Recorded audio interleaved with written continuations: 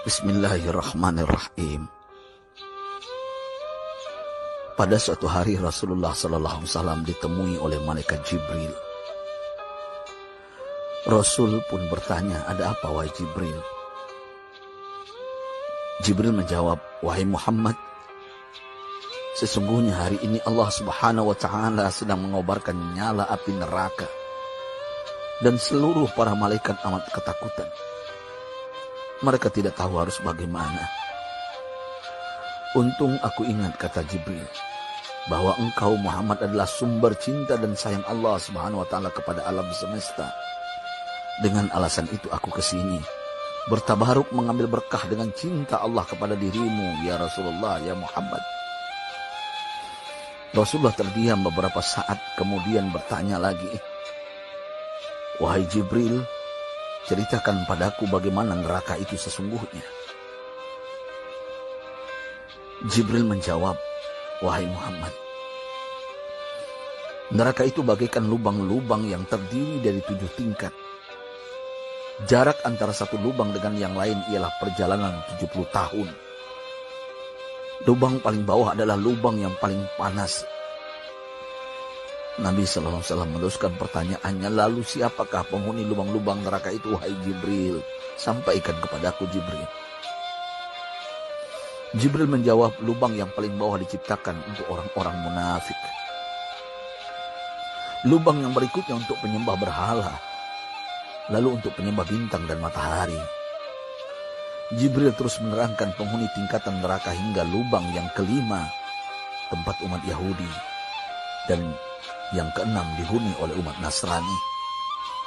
Setelah menjelaskan penghuni 6 tingkatan neraka, Jibril diam cukup lama. Rasulullah SAW penasaran dan bertanya kepada Jibril, "Wahai Jibril, siapakah penghuni neraka yang ke-7?" Jibril diam saja tidak menjawab. Rasulullah SAW mengulangi pertanyaannya, tapi Jibril tetap diam. Rasulullah tambah penasaran dan mendesak Jibril agar dijawab pertanyaannya. Akhirnya Jibril pun berkata, "Umatmu, wahai Muhammad, mereka itu para pelaku dosa besar di kalangan umatmu, yang dimana sampai mereka mati belum sempat bertaubat." Mendengar jawaban Jibril, Rasulullah langsung jatuh pingsan. Jibril merangkulnya dan meletakkan tubuh baginda di atas pangkuannya. Tak berapa lama Rasulullah SAW sadar dan langsung menangis bersimbah air mata dengan terisak-isak. Rasulullah mempertegas pertanyaannya, "Wahai Jibril, apakah benar ada di antara umatku yang masuk neraka?" Jibril menjawab, "Benar, wahai Muhammad, pelaku dosa besar di antara umatmu yang belum bertaubat." Setelah itu Rasulullah menghadap kiblat dan sujud kepada Allah dalam isak tangisnya. Sesekali dengan suara pelan beliau membisikkan kata-kata, "Ummati ya Rabb, ummati, ummati, ummati." Beliau SAW tidak mengangkat kepalanya dalam keadaan seperti itu selama 3 hari 3 malam. Kecuali setiap Bilal bin Rabah mengumandangkan azan, barulah beliau bangkit untuk menjadi imam. Dan setelah itu kembali sujud lagi. Pada hari ketiga Abu Bakar menyadari hal ini. Beliau mengetuk pintu Rasulullah dan mengucapkan salam 3 kali, namun tidak terdengar jawaban. Abu Bakar sedih dan berseru di hadapan pintu Nabi besar Muhammad SAW, "Apakah ada jalan untuk masuk ke rumahmu ya Rasulullah?" Tetap tidak ada jawaban. Di jalan Abu Bakar bertemu sahabat Umar. "Mengapa engkau menangis, wahai Abu Bakar?" kata Umar. Abu Bakar menceritakan keadaan Rasulullah SAW. Maka Umar pun melangkah menuju rumah Rasulullah dan terjadilah hal yang sama. Umar pun pulang dan menangis. Di jalan Umar bertemu sahabat Salman Al-Farisi. Dengan terisak Umar bercerita kepada Salman hingga membuat dia amat sedih, namun tidak berani mengulangi hal yang sama. Salman melangkah menuju rumah Fatimah radhiyallahu anha dan menceritakan hal itu. Setengah berlari Fatimah menuju rumah ayah tercinta dan mengetuk pintu sambil mengucapkan salam. Mendengar suara lembut putri tercinta, sejuklah dada Rasulullah. Beliau bangkit dari sujud dan membuka pintu.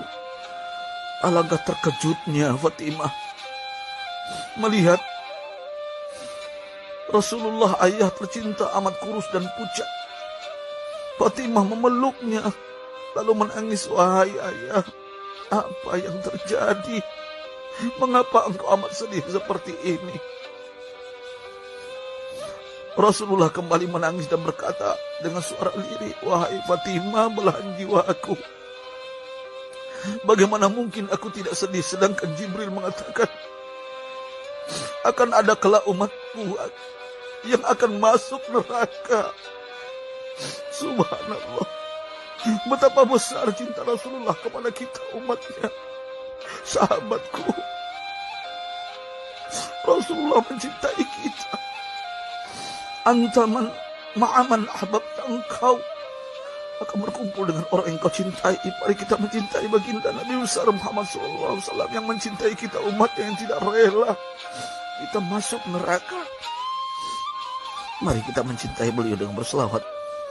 Sahabatku, sampaikan, Rasul mengajarkan kepada kita, man dalla ala khairin falau mislu ajri fa'ili.